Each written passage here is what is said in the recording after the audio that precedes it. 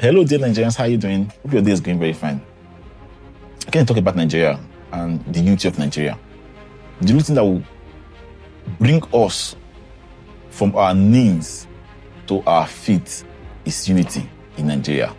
That is the only way we can stand tall as a people. The old men in power will never give us this power and will never dream of giving us the power. They have already perfected their plan by bringing the youth, their sons, to come and take this power from them. So that will continue to be ruled and divided. But the only way we can change this trajectory is when we, the youth from the north, south, west, and east, unite as one voice and decide what we want for ourselves. That is the only way we can progress. Imagine me, I'm 31 years old now. I have never in my life visited the north. If I have money, I'll buy ticket and go to East Africa countries or North Africa just to go over for vacation, where there are beautiful places to visit the north. Because of the news we've heard over the years, we are afraid to even go to the north for such tourism. Likewise, you, my dear northern brothers, because you too are afraid to come to the south. You've heard a lot of news. What stopped me from getting a bus and going to Plateau State, where they have nice destinations that you can actually take pictures to look like Europe? What stopped my dear northern brothers from going to Bodukato Ranch, that have one of the best tourist destinations in Nigeria? What stopped my dear brothers from coming to Edo, the ancient city of Benin, to read about the history of the Great Benin Kingdom? The vision has been the main cause why we can actually exploit these opportunities that is before us. And our leaders has played a key role in dividing us across these lines. Should you allow these people to divide us more? Why are we fooling ourselves thinking about one Nigeria? Is there anything like one Nigeria?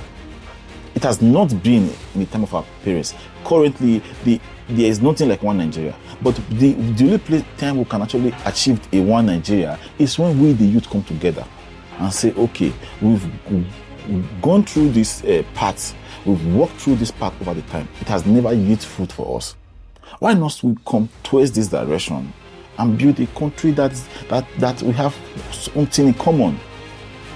What we have in common is Nigeria. That is the only thing we people have in common. Why not build on that? Build on our diversity and build a country where we will be respected in the Nigeria stage and in Africa and the world stage. The solution to our problem is in our hands. These people called politicians will never help us. They have no intention to do that. His Excellency Muhammadu Buhari came to board as a president. He took 8 years from us without a meaningful achievement. Tinubu is there now. He's taken from us. And we don't know how that time is actually going. Imagine Tinubu coming to spending 8 years, that's 16 years. 16 years child is already an adult. It's already an adult. What does that tell you? That we are growing old every day without even knowing. And there is no cause for progress. Other African countries are actually working towards being the biggest in Africa when it comes to economy. And we, in the giant of Africa, are here fighting over tribe and religious sentiment without a clear vision of how our country will be in the next 10 years.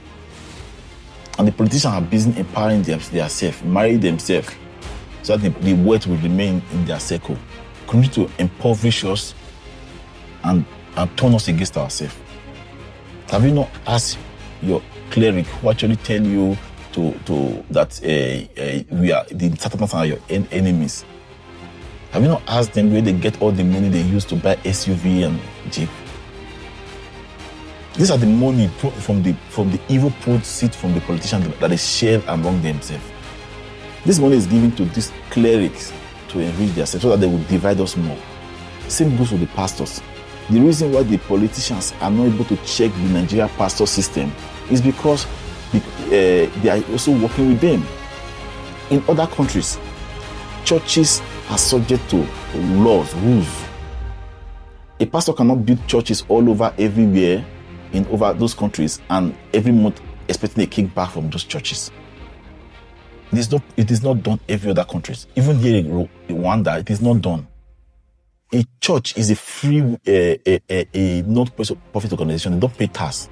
The proceeds of every church is to maintain the church and help the poor members.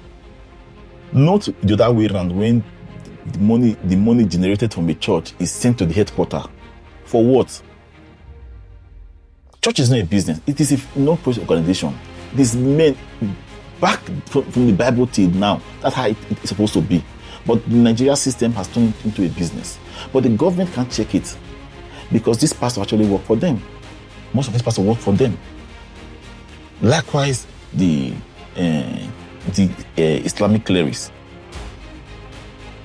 So all these people are left unchecked because the politicians actually enable it. That's the way they control the pastors. Likewise, the imam, they use the imam to divide the people against themselves. The only way we can change this trajectory is when we, the youth, come together as a people and say, okay, this is what we want. And that cannot really come until we unite among ourselves. Like I tell you, APC might have brought banditry and a lot of evil to our country, right? But the only way we can actually change, these people in those parties are not from Burkina Faso or Algeria. They are Nigerians like us, right? If we have intention of changing this country, we the youth must go into politics. Going to politics does not actually mean you contest. No.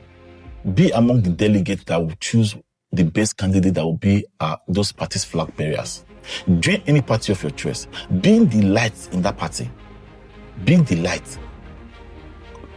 We cannot continue to relax and let all these old men, those local politicians, make the rules for us, choose and enrich themselves. No. We must come into the field and decide what we want for the next 10 years of our life.